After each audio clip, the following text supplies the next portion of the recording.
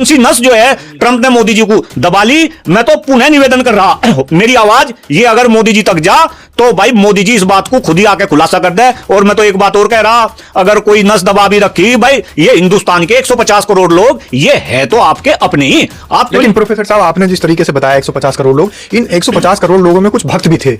हालांकि भक्त कई तरीके के होते हैं, लेकिन मैं उन भक्तों की बात कर रहा हूं जिन्होंने ट्रंप को जिताने के लिए यज्ञ किए, हवन किए, पूजा की। 108 कुंडलीय यज्ञ करने के बाद उन्होंने कहा कि भाई मोदी जी जैसे हमारे देश के प्रधानमंत्री हैं, ट्रंप भी जीतने चाहिए। तो उन भक्तों के लिए क्या कहेंगे? नहीं भाई, जहां तक भक्तों का आप बात कर रहे हैं, मैं भक्तों से भी जो है संपर्क में हूं, मैं उनसे भी पूछने की कोशिश कर रहा कि आखिर यूं हो क्या रहा, लेकिन कोई बताने को तैयार नहीं, बस इधर उधर की बात करने लगे। और मेरे ख्याल से भक्त तो अब उसमें उलझा दिए सारे के सारे। विराट हिंदू सम्मेलन चल रहे। सत श्री अकाल, आदाब, मेरा नाम है शादाब।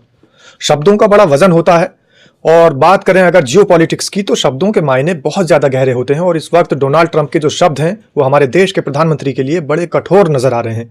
तो आखिर उनके शब्दों के क्या मायने हैं, इन्हीं सारे विषयों पर चर्चा करने के लिए हमारे साथ मौजूद हैं प्रोफेसर कुलदीप मलिक। बहुत बहुत स्वागत है सर आपका। बहुत बहुत धन्यवाद मान्यवर। जिस तरीके से डोनाल्ड ट्रंप की बात चल रही है, अभी उनके शब्द सामने आ रहे हैं, और जियोपॉलिटिक्स की भी अगर हम छोड़ें, देश की भी बात करें, तो शब्दों का एक बड़ा वजन होता है, बड़े मायने होते हैं। तो जिस तरीके के शब्दों का इस्तेमाल मोदी के लिए किया जा रहा है, तो क्या मायने निकालते हैं आप इन शब्दों के? जी देखिए श्रीमान जी, अपने आप में बहुत ही सोचने हैं। और आज मुझे ऐसा लग रहा कि ये केवल डॉक्टर कुलदीप मलिक नहीं, हिंदुस्तान के 150 करोड़ लोग कहीं ना कहीं ये सोचने के ऊपर मजबूर है कि जो डोनाल्ड ट्रंप कभी मोदी जी को अपना दोस्त बताते थे और मोदी जी डोनाल्ड ट्रंप को अपना दोस्त बताते थे, आज अचानक ऐसा क्या हो गया कि अमेरिका के राष्ट्रपति डोनाल्ड ट्रंप ये बोल रहे कि भाई मैं इनका कैरियर बर्बाद कर सकूं। तो अपने आप में सब सोचने पर लग रहे, लेकिन ऐसी क्या व्यवस्था है कि कोई बताने को तैयार नहीं। ना मोदी जी बताने को तैयार है कि भाई ऐसी कौन सी नस मोदी जी की दबा ली, और ना ट्रंप बताने को तैयार है कि भाई ऐसा ट्रंप के उसमें कौन सा तीर ऐसा है कि भाई वो चला देंगे और इनका कैरियर बर्बाद हो जाएगा। तो आज सब जगह केवल और केवल यही सुरसराहट है कि आखिर क्या छिप रहा, क्या बात है, ट्रंप ऐसा क्यों बोल रहे, मोदी जी पलटवार क्यों नहीं कर रहे। और ये तो अगर आप सीरीज को देखें, जिस तरीके से पिछले कई महीनों से जो है ट्रंप हिंदुस्तान के प्रति जो उनका रवैया है, जो व्यवहार है, चाहे वो ऑपरेशन सिंदूर की बात करो कि भाई मैंने युद्ध रुकवा दिया, फिर चाहे आप बात करो कि तेल खरीद फरोख्त की कि भाई जो है रसिया से आप तेल नहीं खरीदने गए। इसके बाद आप वो देखो कि वहां से हिंदुस्तानियों को जो है हथकड़ियां लगा लगा के जो है कई जहाज जो है वो हिंदुस्तान में भेज लिए। तो लोगों को कुछ समझ नहीं आ रहा। और मैं तो मोदी जी से ये निवेदन कर रहा कि भाई कम से कम खुल का आओ मैदान में।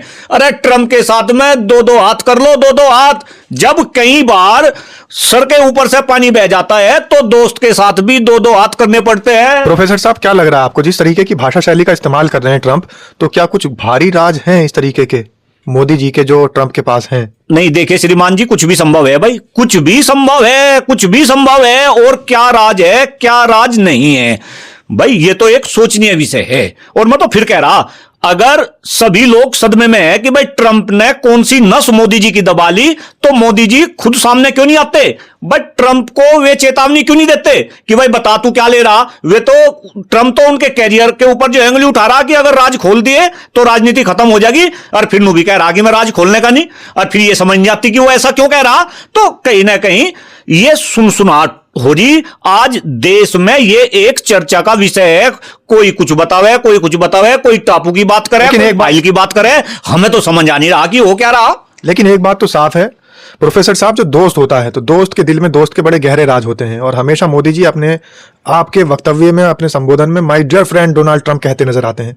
तो अगर दोस्ती गहरी थी तो राज भी गहरे हो सकते हैं। नहीं भाई, एक बात बताओ, दोस्ती तो इतनी गहरी थी, मुझे तो ऐसा जो है, ऐसा क्या लग रहा, ये तो ऐसा हुआ कि हिंदुस्तान के इतिहास में पहला हिंदुस्तानी प्रधानमंत्री था जिसने डोनाल्ड ट्रंप के पक्ष में प्रचार करा है। जैसे अब की बार मोदी सरकार, अब की बार जो है ट्रंप सरकार, ये नारा जो है देश के प्रधानमंत्री की तरफ से चला।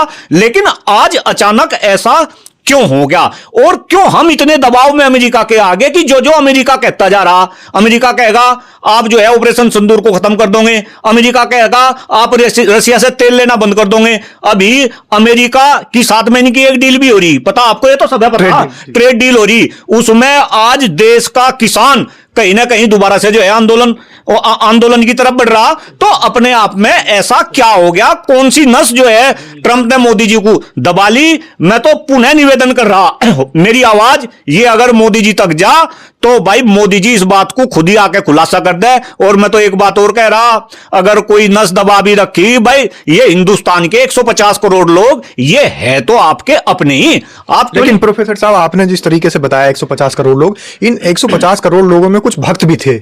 हालांकि भक्त कई तरीके के होते हैं, लेकिन मैं उन भक्तों की बात कर रहा हूं जिन्होंने ट्रंप को जिताने के लिए यज्ञ किए, हवन किए, पूजा की।